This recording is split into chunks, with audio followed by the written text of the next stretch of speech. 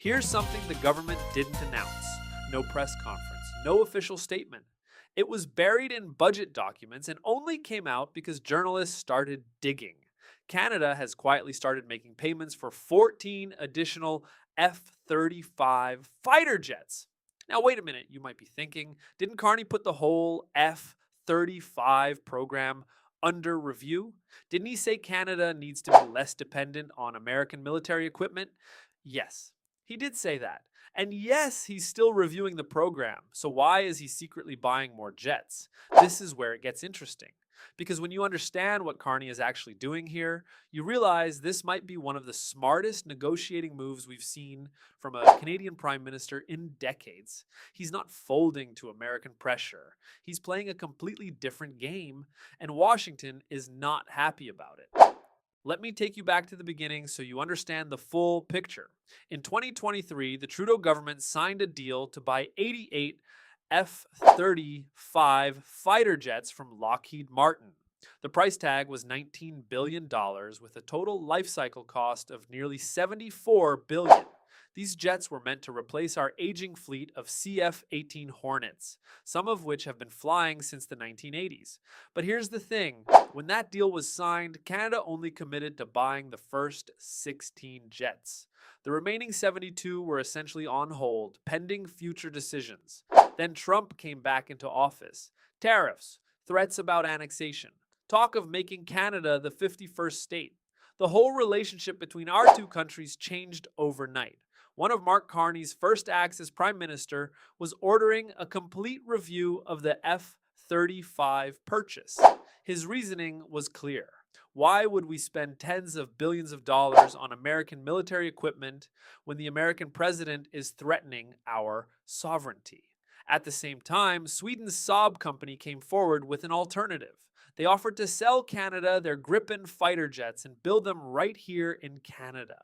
That would create thousands of Canadian jobs and reduce our dependence on American defense contractors. So everyone assumed Canada was walking away from the F-35, but then quietly, without any fanfare, the government started making payments for 14 more jets. When the Prime Minister was asked about it in Parliament, he confirmed it. Yes, we're paying a small amount to keep our options open. A small amount. Options. Those words are very carefully chosen.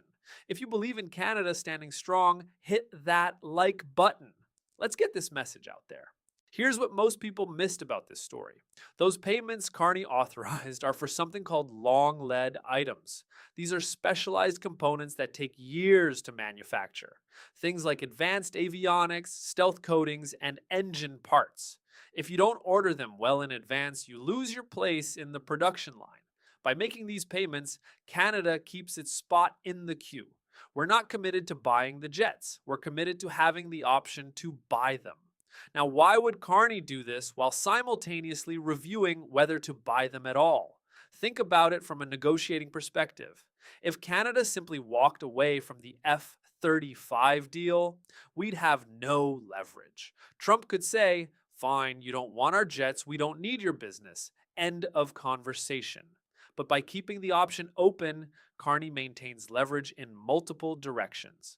With the Americans, he can say, "Look, we're still interested in the F-35, but we need better terms. More Canadian jobs, better technology transfer, respect for our sovereignty."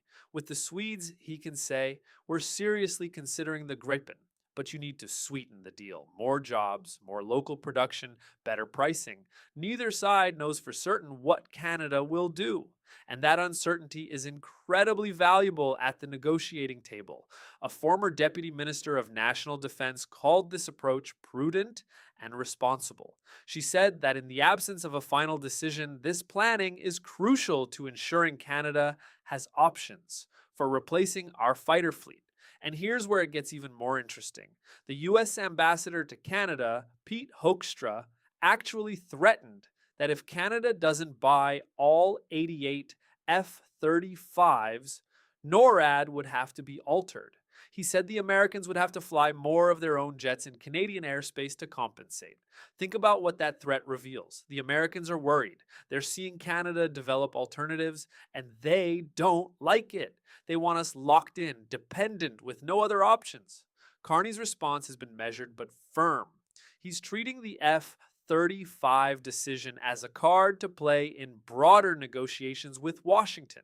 Every week that Trump adds another tariff or makes another threat, it becomes another reason to consider alternatives. That's not weakness, that's strategic patience. Now let's talk about what Canada might actually end up doing. Military experts are increasingly talking about something called a mixed fleet. Instead of buying 88 of one type of jet, Canada could buy a smaller number of F-35s and supplement them with Gripens. Here's why that makes sense. The F-35 is the most advanced stealth fighter in the world. It's essential for working with American forces in NORAD and for high-end combat missions. But it's also incredibly expensive to operate, somewhere between $33,000 and $50,000 per flight hour. The Gripen, on the other hand, costs about $8,000 to $12,000 per flight hour. It's not stealth, but it's highly capable, reliable, and much easier to maintain. It can do 80 to 90% of the missions the RCAF needs to fly.